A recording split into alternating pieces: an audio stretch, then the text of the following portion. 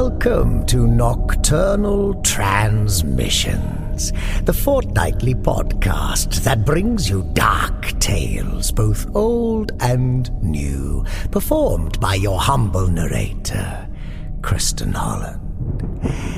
And a dark tale is indeed what we have in store for you tonight. However, before we launch into our latest offering, just letting you know that at the end of this episode, we have a little bit of bonus content for you, in connection with a recent appearance by our humble narrator on the Drabblecast podcast. We'll have more to say about them on the other side of this story, so be sure to stay tuned after our featured tale concludes, which I'm sure you always do, gentle listener. But you might be getting a little sleepy by then. Mr. Sputnik, I'm looking at you. So just hang in there, and even more weirdness will be your reward. Speaking of weirdness, Nocturnal Transmissions is proud to present McKeown Bondhus's Fruit.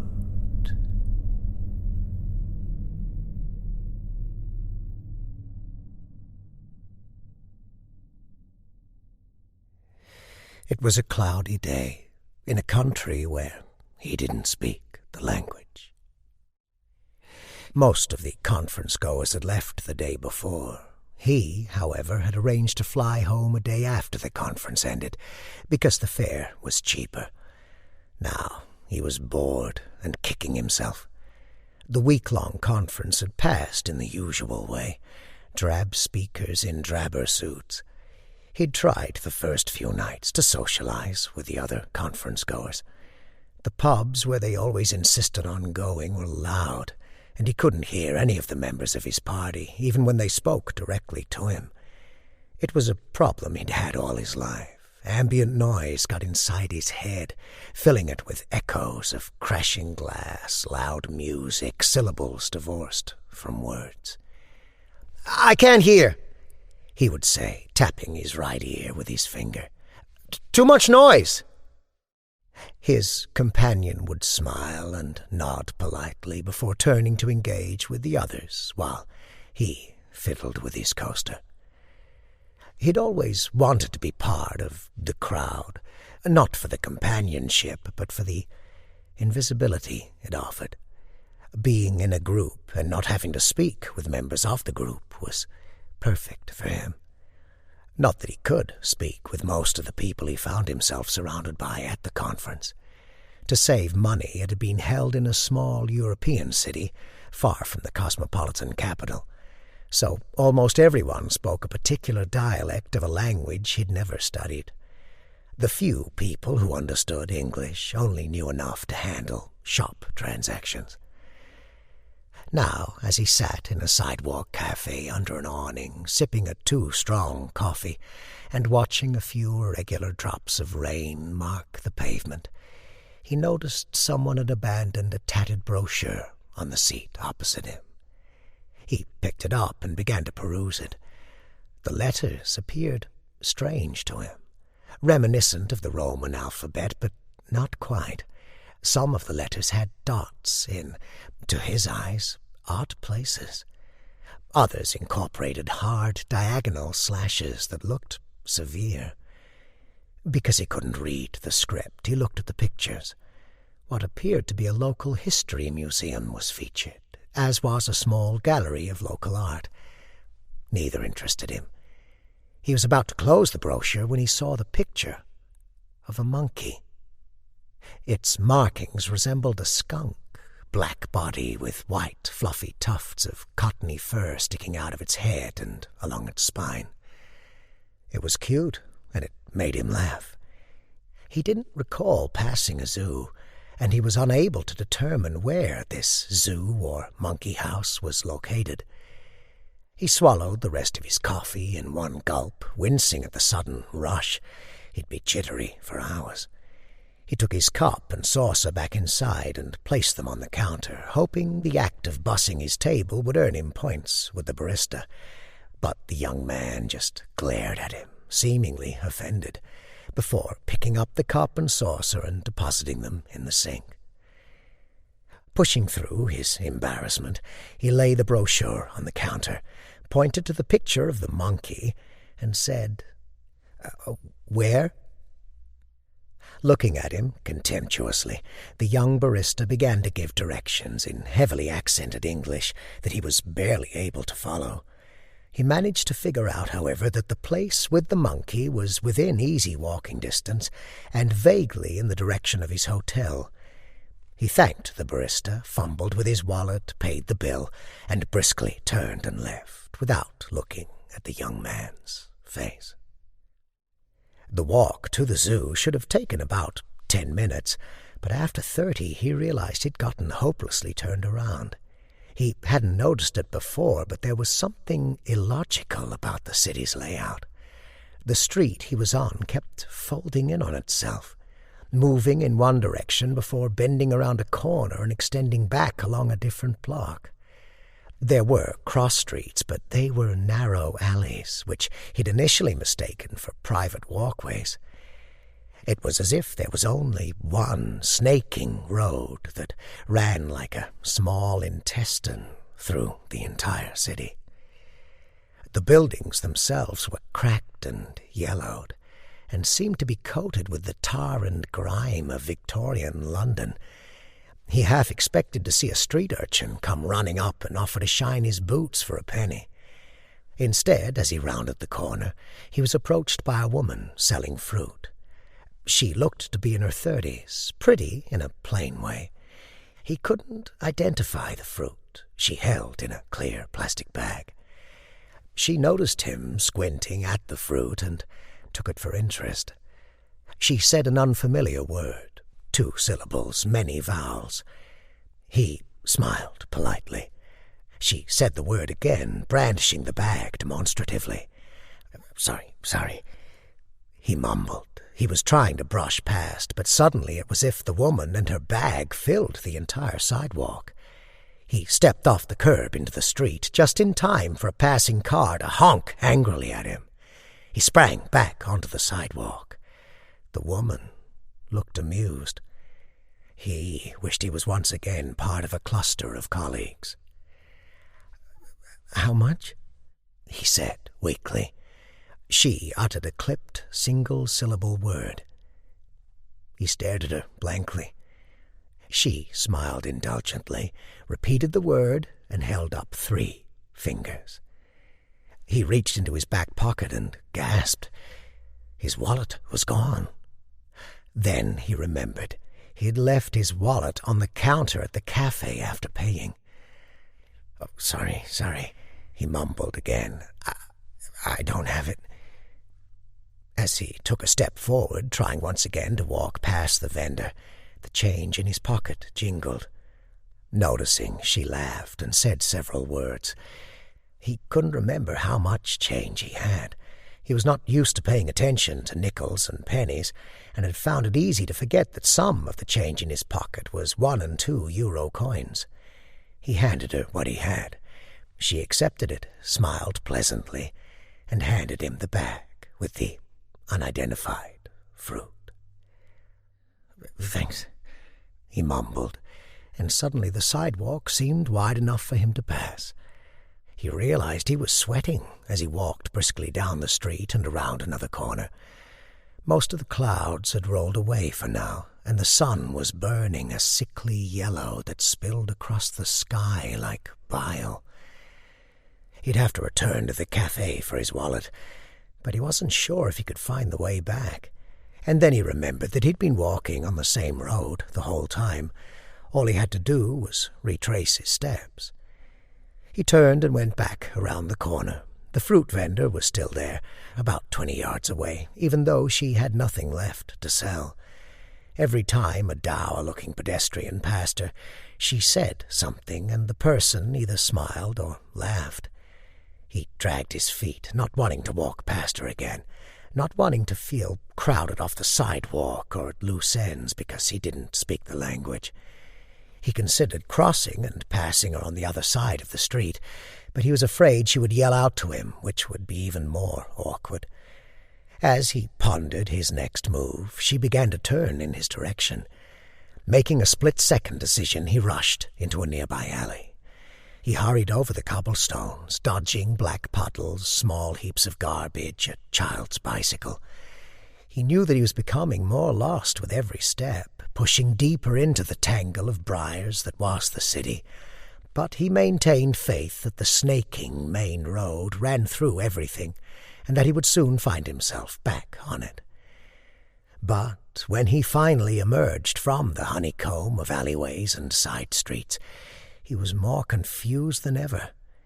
Before him lay a charming plaza, which was ringed with expensive boutiques and restaurants. Waiters dressed in smart white coats moved briskly among cafe tables where people ate and drank.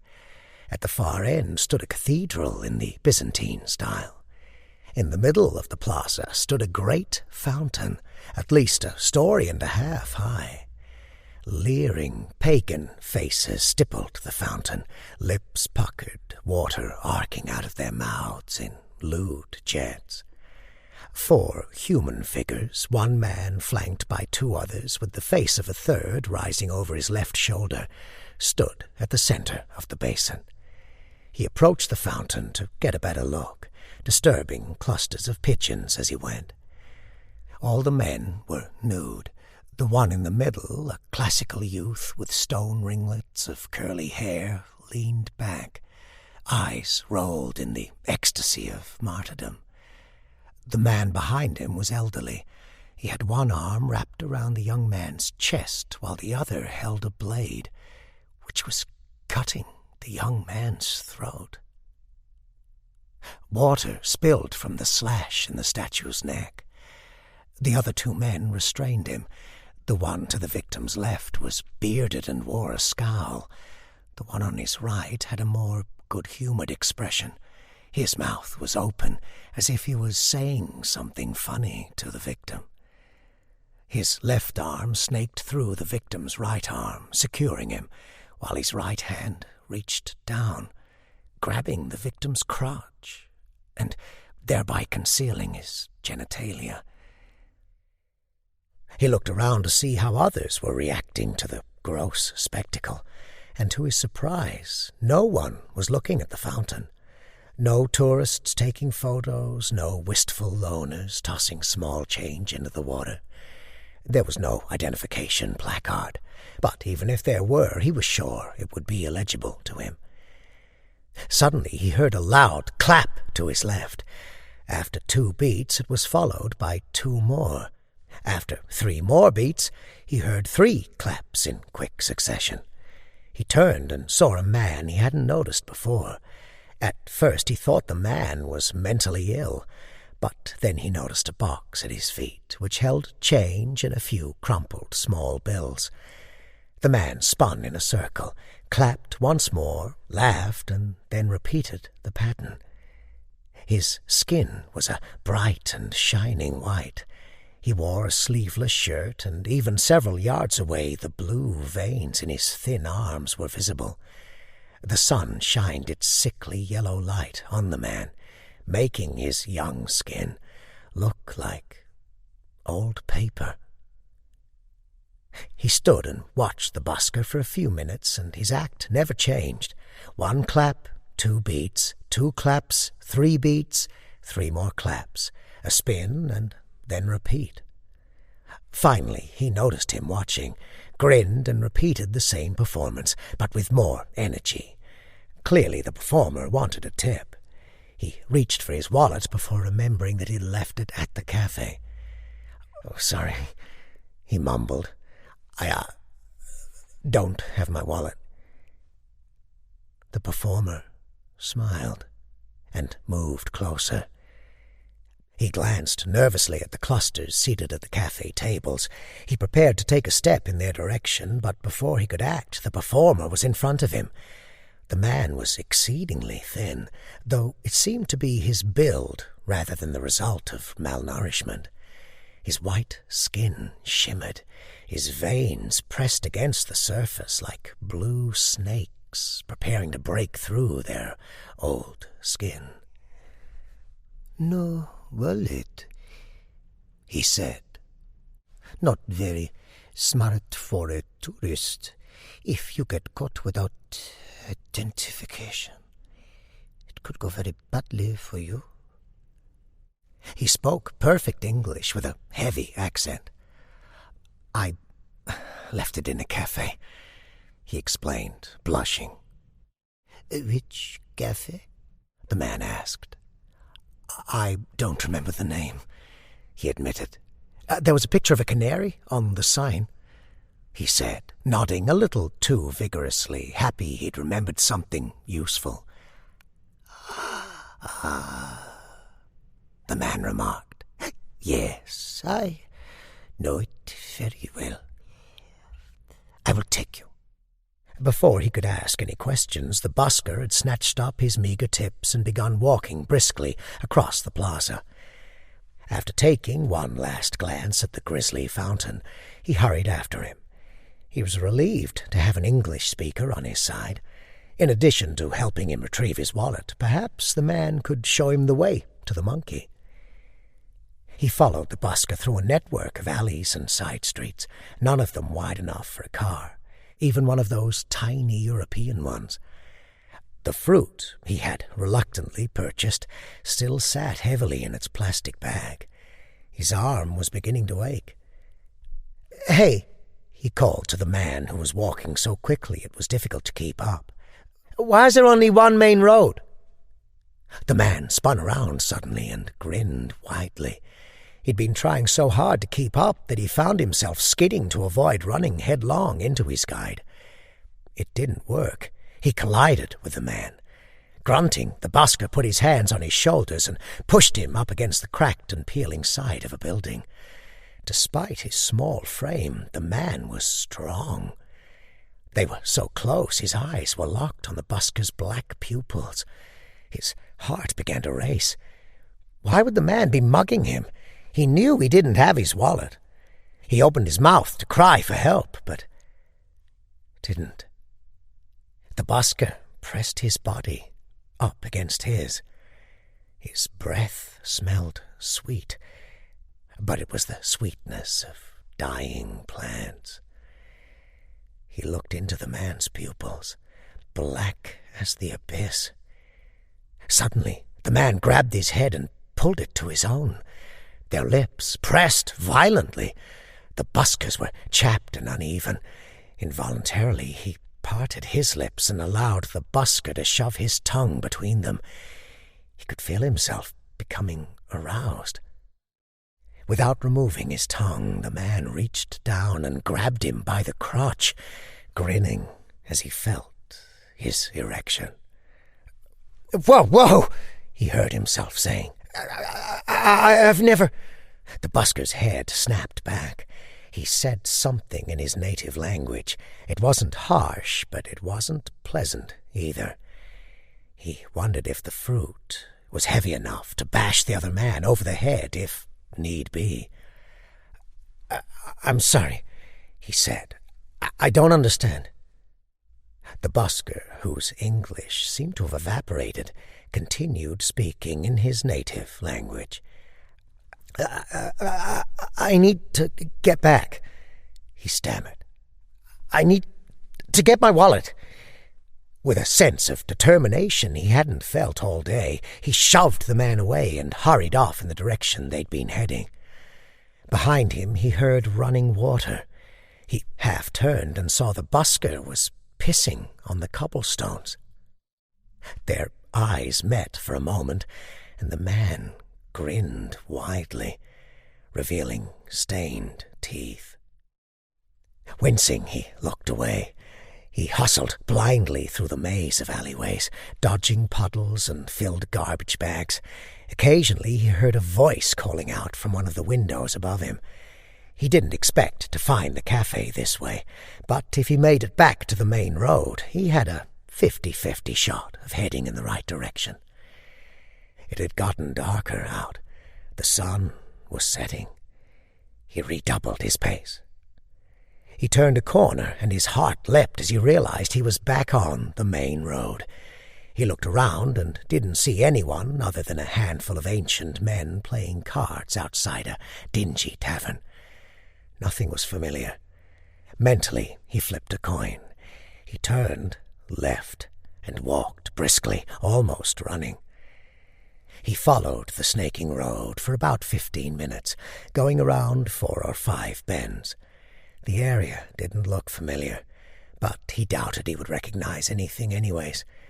All he saw when he looked around were a bunch of old, stained buildings. He rounded another corner, and there it was. The zoo. It lacked the grand front entrance of the Bronx Zoo, but the ticket booth and iron fence announced it as an attraction. The distant sound of exotic birds provided the final confirmation. He approached the gate, suddenly realizing he was out of breath. Belatedly, he remembered his wallet. There would be no way for him to pay the admission fee. Undaunted, he kept walking towards the ticket booth. Maybe he'd be lucky, and today would be a pay-what-you-wish day. There was no attendant in the booth. The window was covered by a dusty yellowing shade. The entry gate was held shut by a chain and padlock. It looked as if the place had been closed for a while. Frustrated, he found himself slapping the iron gate with its chipped and flaking varnish. He let out a loud exclamation. All he'd wanted to do was see a goddamn monkey, and even then his motivation had been rooted in the need to kill time. He thought again of his wallet. He wouldn't be able to board his flight without identification. He couldn't afford to waste time with monkeys. No time to monkey around, he thought, and let out a loud, perverse giggle. Embarrassed, he glanced around and was relieved to see there was no one on the sidewalk. He turned and stomped back the way he'd come, feeling defeated and irrationally angry. From behind the fence he heard the exotic birds shrieking from deep within the zoo, and underneath that a chitter-chattering sound that made him think of monkeys. He continued on his way, but stayed on the zoo side of the street so he could continue to listen. Hearing the animals was better than nothing. The shrieks and calls of the birds were disrupted by the sound of screeching metal behind him. He turned and saw a side entrance to the zoo, clearly intended for employees, creaking open. A man wearing a simple utilitarian uniform stepped out, faded green pants, a matching shirt and cap. He guessed that the man probably worked closely with the animals. He had broad shoulders and a strong jaw, cutting blue eyes and shocking black hair that made his skin whiter, his lips redder. He watched as the zoo employee turned to shut and lock the side gate behind him. The employee noticed him and stopped, his key inches from the lock. The employee called out to him in the local language. He felt his body tense. He was in no mood for another impenetrable conversation. Yet, since there was no one else on the street, no crowd to vanish into, it would have been rude to ignore the worker. He smiled faintly and raised his hand, the hand holding the fruit bag, in greeting. In response, the worker grinned broadly and opened the gate wide with his right hand while making a go-on-in gesture with his left. He hesitated. He really needed to find his wallet. The man gestured again and said something that sounded welcoming. After all the frustrations of the day, he decided it would be a victory to see the monkey. It would take 20 minutes tops, and maybe the employee could direct him to the cafe. He followed the gesturing hand through the gate. The worker followed him in and shut the gate behind them. He turned to face the worker, half expecting him, for some reason, to try to kiss him. But instead he merely smiled, placed his hand on his shoulder, and pointed. He suddenly realized the shoulder the employee had touched was sore from holding the fruit bag, so he moved it to the other hand and began to walk in the direction the employee had indicated. He passed cages full of exotic birds, whose plumage was surprisingly dull. He saw what appeared to be a tiger pit, but the tiger was nowhere in sight. He walked by a small, locked building whose sign featured a cartoon lizard peeping out from behind a spray of leaves. There was no question. The zoo was definitely closed. And then he heard it, the unmistakable screech of a monkey. He followed the sound until he reached the monkey habitat, a large cage full of artificial trees, dangling ropes, and tunnels made from old tires. His eyes scanned the treetops until he found the monkey, which looked just as it did on the brochure, black fur with shocks of white hair sticking out of its head and along its spine, skunk-like. He knew nothing about monkeys, and oddly there was no sign by the cage. He leaned forward and pressed his face against the bars. "Hey." The monkey ignored him. "Hey," he said a little louder. "Hey, I've been looking for you, buddy." The monkey looked at him with its little black eyes. He chuckled. Even though the eyes were nondescript, pure black, there was something expressive about them, something cute. "That's right," he cooed. "Come say hi." The monkey sniffed the air energetically. "I won't hurt you," he promised. "Just want to see you up close." The monkey continued sniffing for a few seconds, and then bounded effortlessly through the upper branches down to the lower branches, until they were face to face. "That's it," he murmured soothingly. Up close, it was like he was looking at the picture on the brochure again. "You look like your picture," the man laughed. "Lots of folks don't." The monkey came closer to his face and made kissing noises. "Well, let's get to know each other first," the man said, laughing again at his own wit. The monkey put its hands, front paws, he couldn't remember the correct term, on the bars on either side of the man's face and leaned forward. He was surprised to see that at the ends of its hands were long, sharp nails that resembled those of a sloth, though only about 3 inches long. Up close, they made him think of curved, sharpened bones. "Not very well known," the zoo worker said. "Big, grasping monkeys usually have nails like human."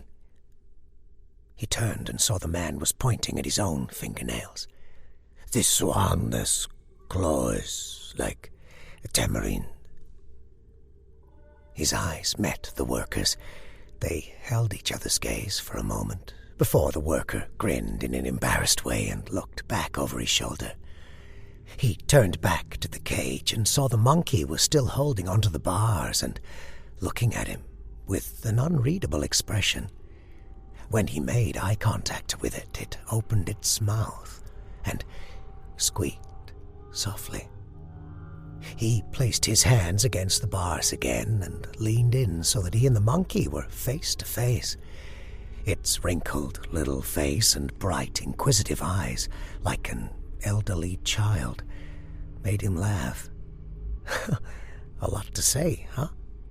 he said.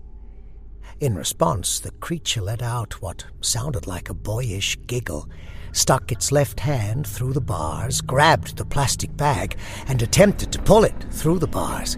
Instinctively, he tugged back, even though he'd never wanted the fruit.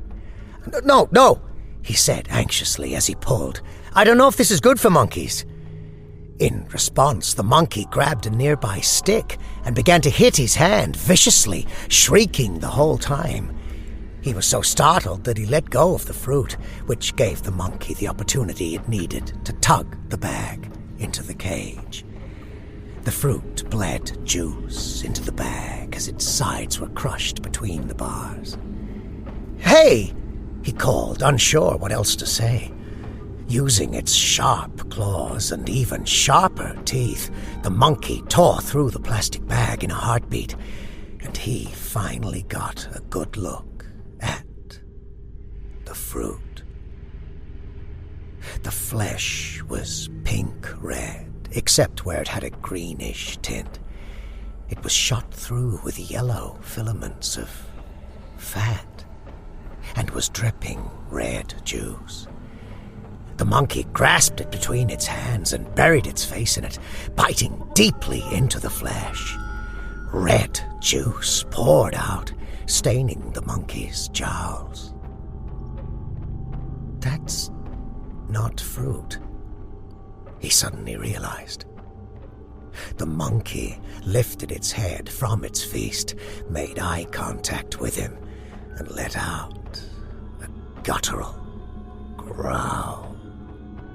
He was so startled he jumped back. He felt his body make contact with another body. He whirled around. The zoo employee had moved closer to him so that now their faces were inches apart. His eyes were level with the other man's red lips, which were now parted in shock. In the rapidly fading light, the man's black hair seemed to have a bluish tint, while his blue eyes appeared purple. "It's meat," he blurted out. I thought it was fruit, but even then I wasn't trying to..." The other man shoved him aside and dashed to the access gate.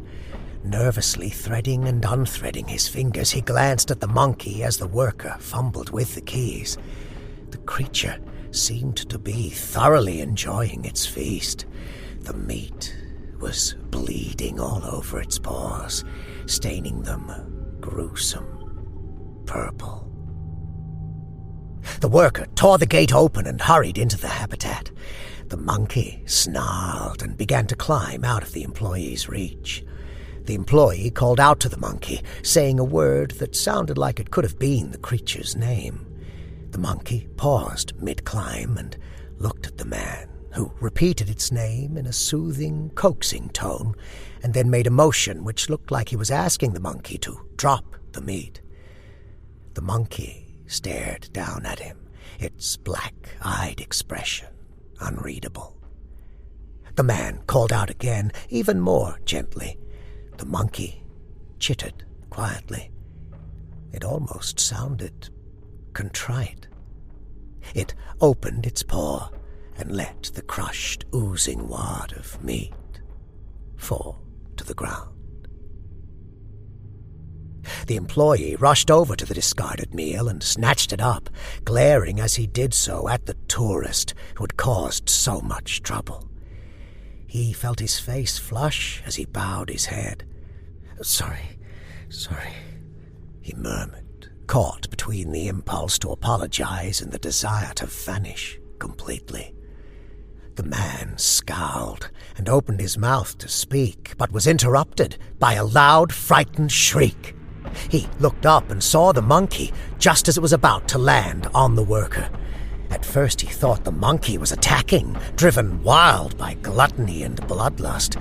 But then he realized its limbs were flailing akimbo. It hadn't leapt. Its blood-slick paws had lost their grip on the overhead bars, and the monkey was falling 20 feet. With no nearby branches to grab onto, it dug its claws into the only thing it could.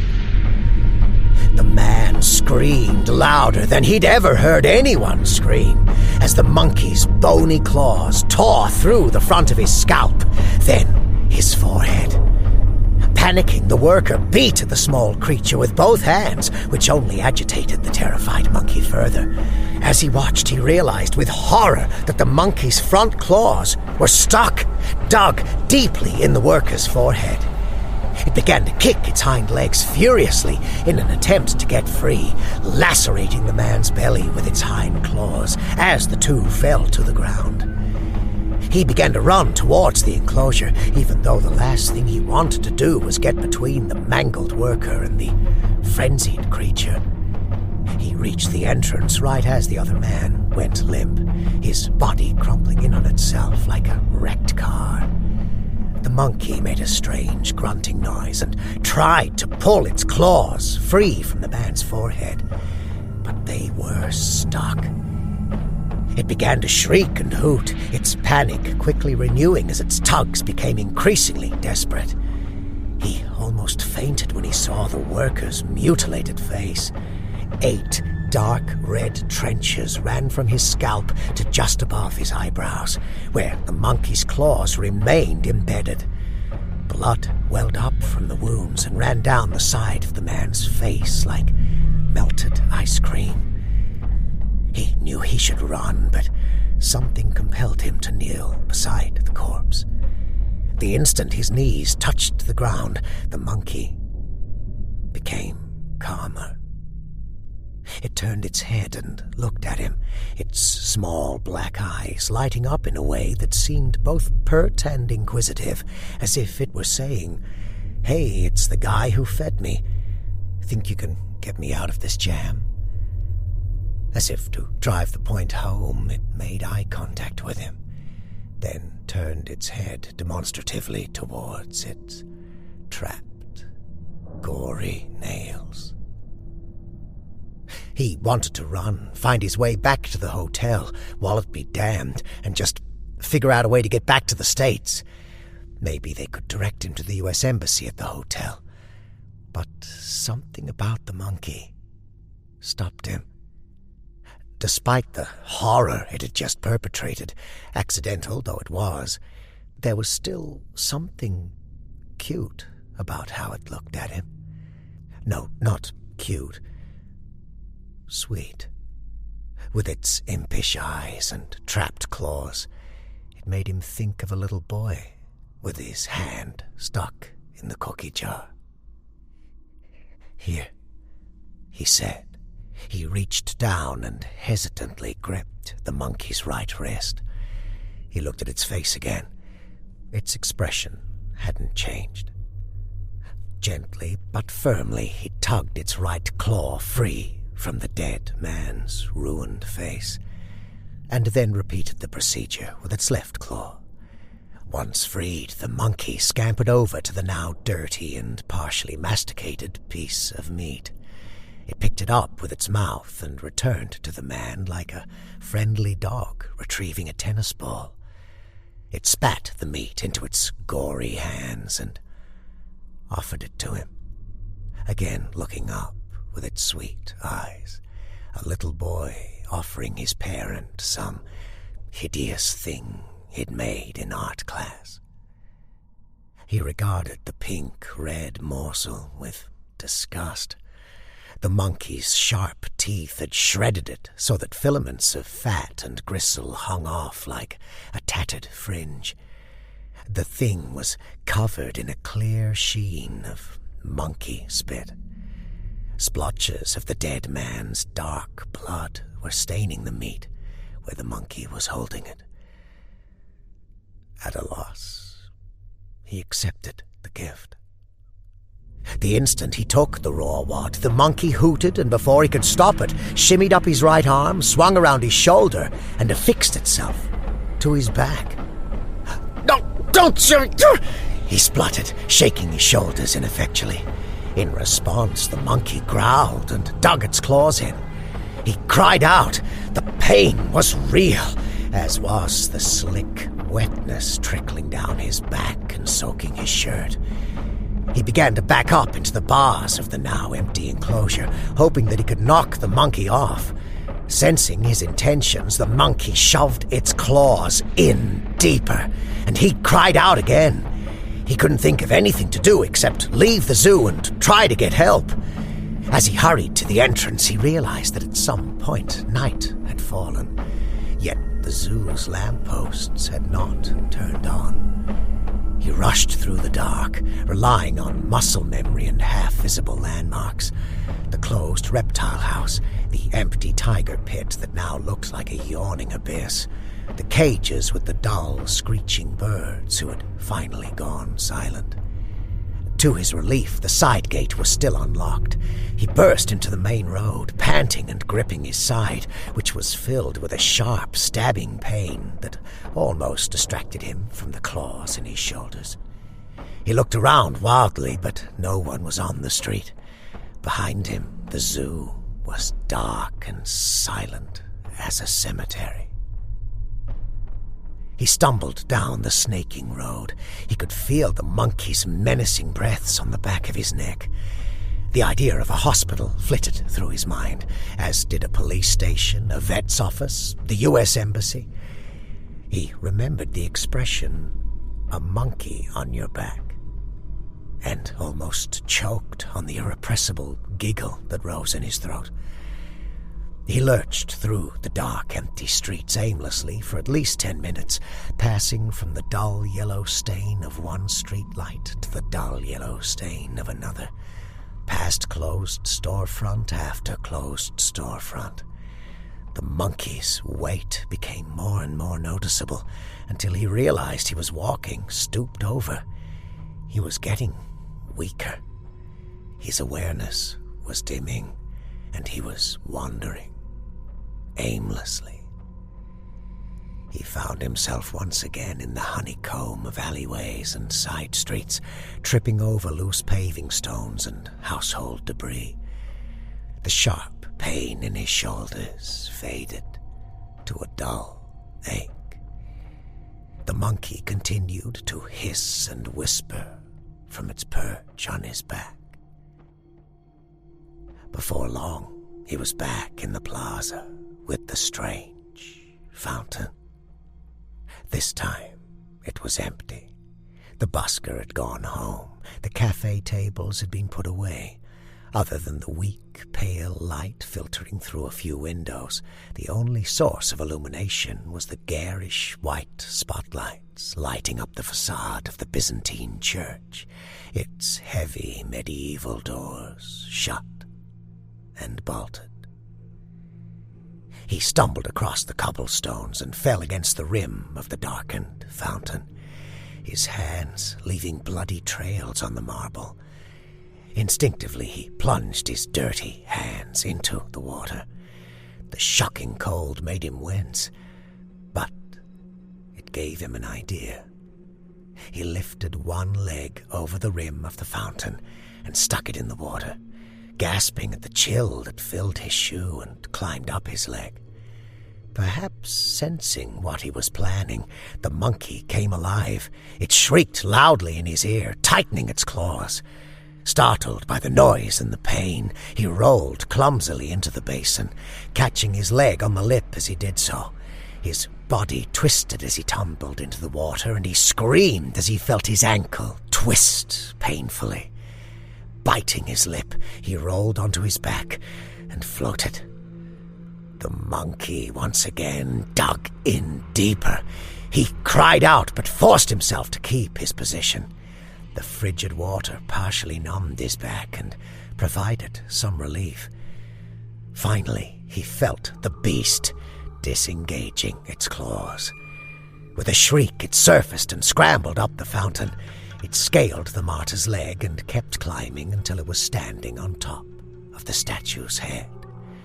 Thoroughly soaked, claws clotted with gore, it howled shrill discontent. Bloody streaks stained the white statue where the monkey had scaled it. He lay still in the water, catching his breath and letting the cold fully numb his back. His ankle throbbed. There was no way he would be able to stand on it. The monkey continued to wail from its place on top of the statue, as if it were a conduit for all the world's grief. He gazed up at the black, starless sky and tried to think of nothing. A minute later, a few lights came on around the plaza, and then they came from the shadows. In the dim light, their faces were yellow, like the sky had been. Their eyes were black, hollows. They walked to the fountain as one, speaking amongst themselves in their language of dots and slashes. The monkey shrieked and crowed, making noises he'd never heard any animal make before. The people gathered around the rim of the fountain and looked at him. The tourist, the stranger. They were all there. The young barista who had regarded him with scorn, the woman who had sold him the fruit, the busker who had kissed him, even the old men who had been playing cards. The only one absent was the zoo employee. "Please, help," he said weakly. He could no longer feel his back. They continued to watch, their shadowed eyes slashing him lengthways and sideways, peeling back his skin, penetrating whatever was below. Their lips moved around their teeth, releasing syllables like straight razors. The monkey stopped shrieking and began to issue long, low, hooting moans. "Please, help," he whispered. There was a loud click, and the spotlights illuminating the cathedral shut off. The people grew silent. Again he looked at the sky, tight, dark, and featureless as a black fitted sheet. One by one, the streetlights around the plaza began to wink out. The martyred statue became an indistinct grey shape. He could no longer feel his limbs. The people stood quietly. He could feel their eyes on him. "Please," he whispered. He couldn't even hear himself. Finally, the monkey grew silent. He tried to spot it in the darkness, but the gloom was too thick. He gazed at a ghostly chin hovering near him. The buskers, he realized, faintly lit by the last yellow street lamp. Sorry, he said. The busker's mouth smiled. So did the other mouths. He closed his eyes as the last street lamp winked out.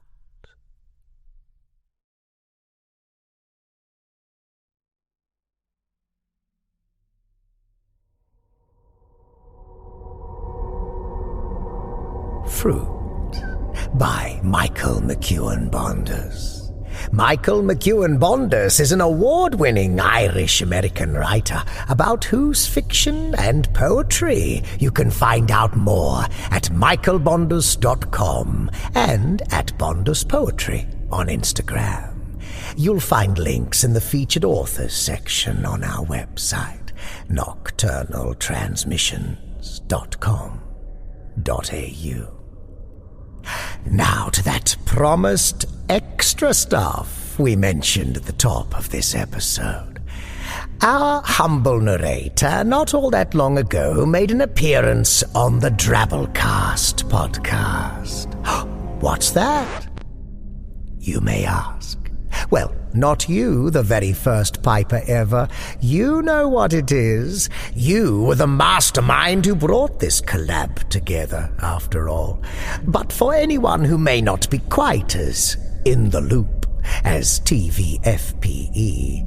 The Drabblecast is an audio fiction podcast featuring short stories, flash fictions, drabbles and twabbles. I don't know what those last two things are. Anyway, their focus is weird, offbeat, funny eclecticism in science fiction, fantasy, and horror. Hosted and often narrated by Norm Sherman. And once upon a time, our own humble narrator reared his ugly head there to perform Thomas Haar's sci-fi horror, The Mob. Would you like to hear some? Why not? Take it away.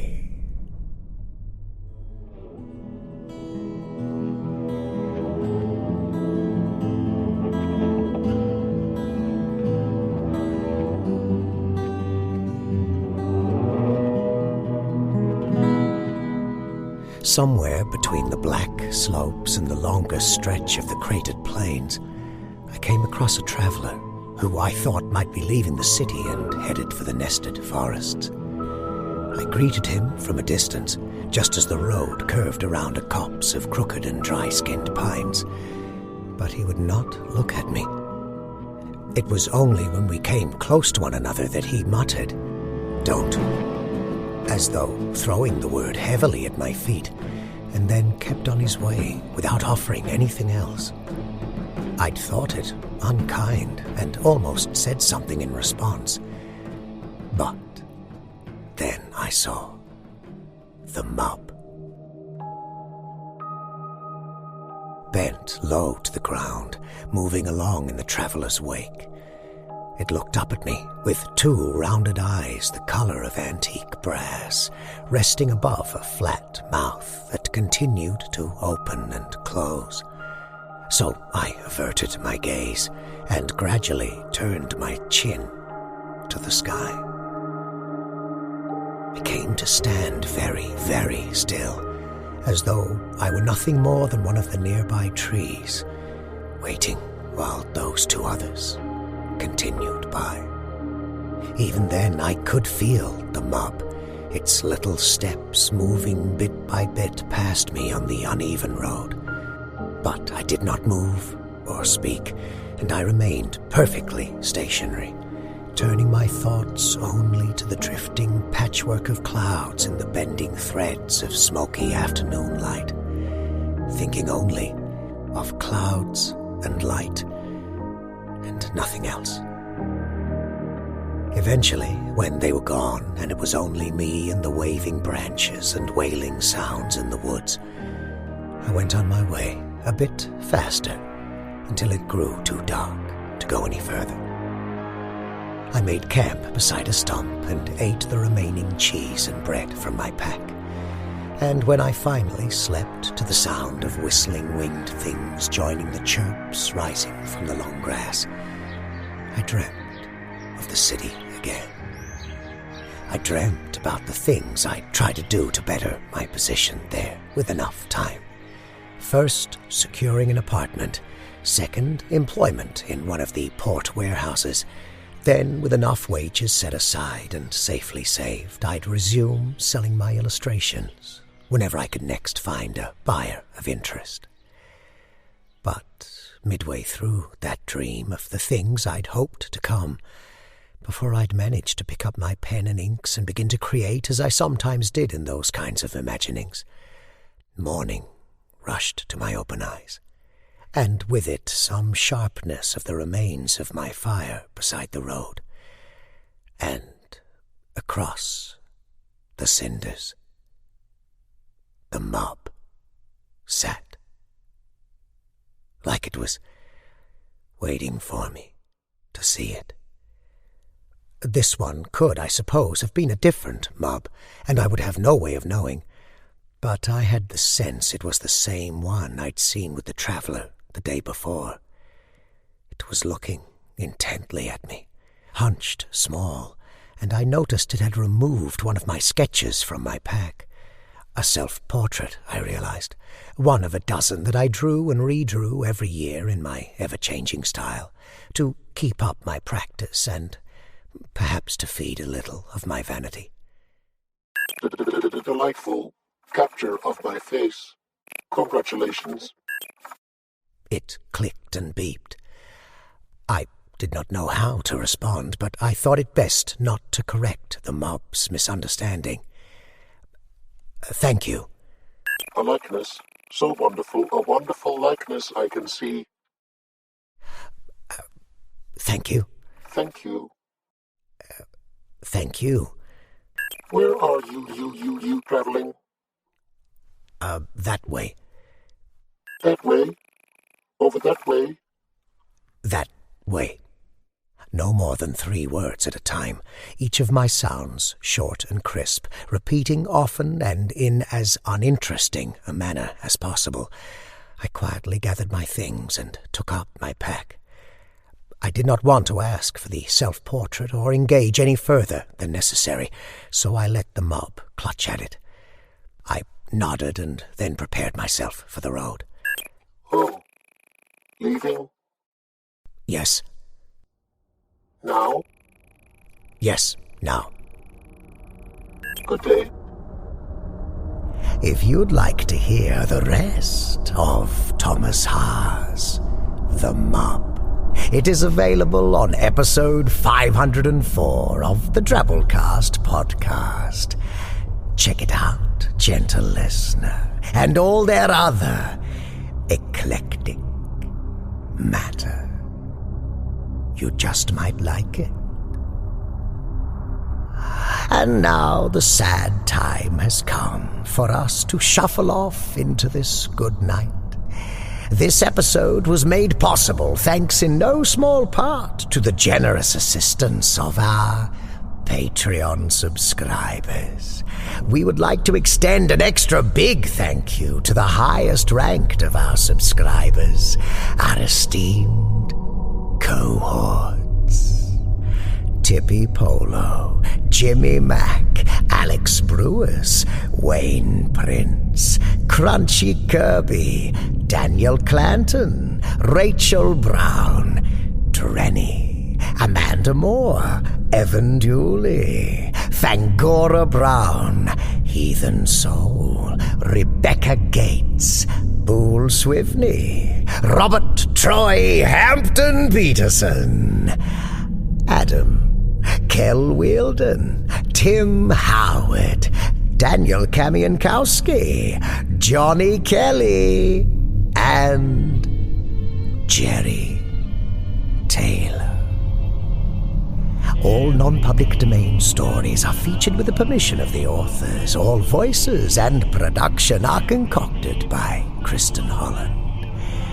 Until next time, as always, watch the skies, fear the dark, and don't trust anyone, especially yourself.